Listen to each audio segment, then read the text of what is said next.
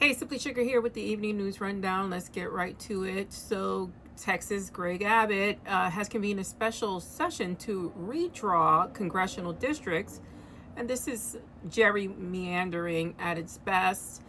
They're afraid they're going to lose the 2026 elections, the midterms, and so this is a way of ensuring Republicans get voted in and they continue the stronghold on the House and Senate.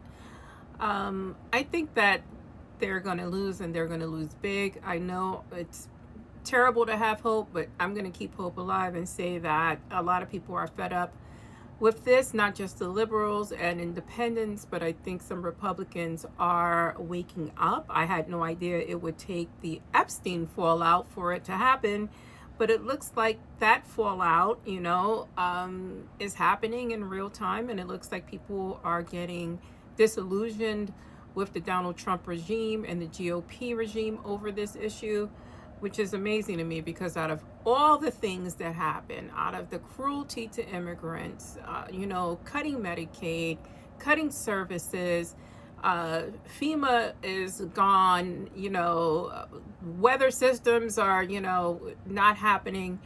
But Trump being a convicted felon, a litigated rapist, is not the deal breaker here. The Epstein files on who's on that list is. Supreme Court rebukes Florida.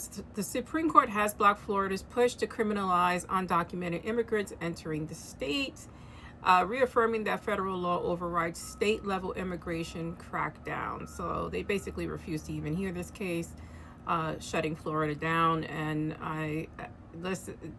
we get so little wins out of SCOTUS. I'll take it. I'll take this.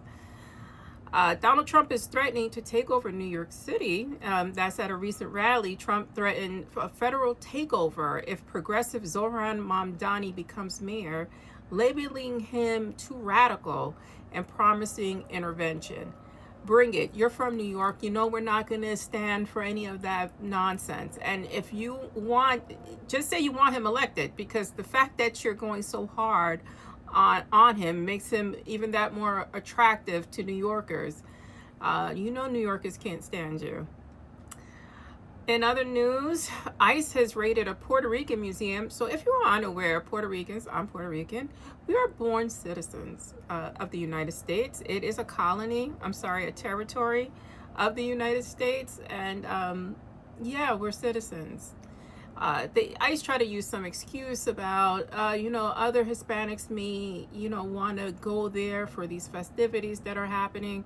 No, you did that to intimidate Puerto Ricans and let them know that they are next. That means I am next. I'm not taking myself off the list, as I look very Hispanic and I have a very Hispanic name, first, middle, and last. This is all to let us know that they're coming after us next, which I always knew we were on the list, but there you are. There we have it.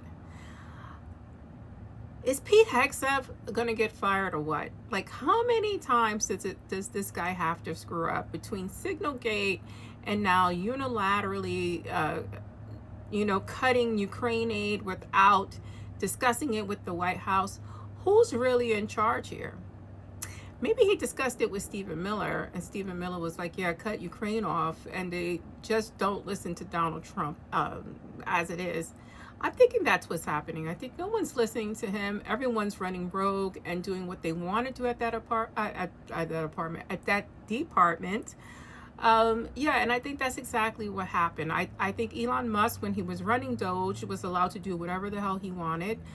He just expected to still be in the circle. And now that he's not in the circle, we have all of this fallout, which I'm here for. Elon Musk, give up the tea. I'm here for the tea. And that is the evening news rundown. Please like, share, and follow if you can. See you in the morning with the morning news breakdown, unless something happens, which, lately everything's been happening. But thank you for joining.